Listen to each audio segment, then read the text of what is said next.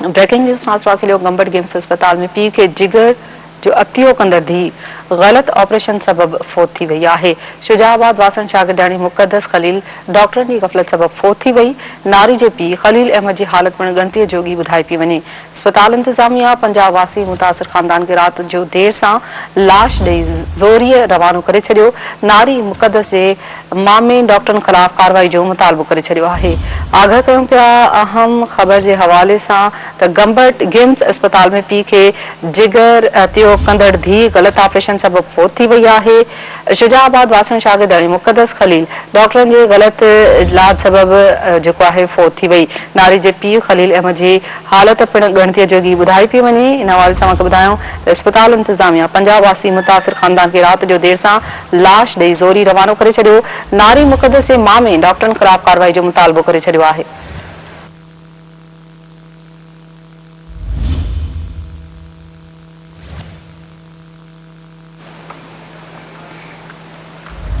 Games में नाज़रा के बुधायूं पिया त पी खे जिगर अतियो कंदड़ धी गलत ऑपरेशन सबब फोत थी वही है।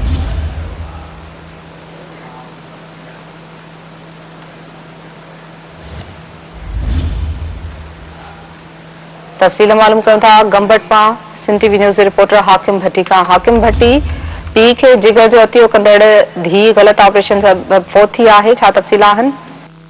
जी बिल्कुल गंबट मेडिकल इंस्टीट्यूट गिम्स में जिते जेरे की पेवनकारी जो खोड़ सारियों दवाऊं कई वजन थियूं मुल्तान वासन है मुक़द्दस खलील जैं पांजे पी के जेरो अतियो कियो जेका डोनर हुई जेका डॉक्टरन के गिफ़्ट सबब फोत थी वही है जिन वारसन जो सख्त एहतजाज कंदे घुर कई तो असांजी न्याणी जेका है जैं पांजे पी के सो जिगर जो अतियो कयो हो उनके डॉक्टर के गिफ़लत सबब जो मौत जो थियो है उन नाकाम ऑपरेशन थियो उन खिलाफ कानूनी कार्रवाई कई वेंदी।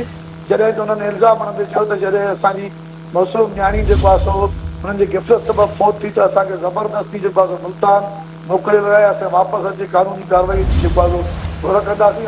इहो ॿुधाईंदो आहियां त अतियो ॾींदड़ जेका मुक़द्दस आहे उहा फाइनल जी शागिर्दयाणी हुई ऐं पंहिंजे भावे खे खलील खे जेके जेरो डोनेट किया है उनकी हालत गणती जोगी है।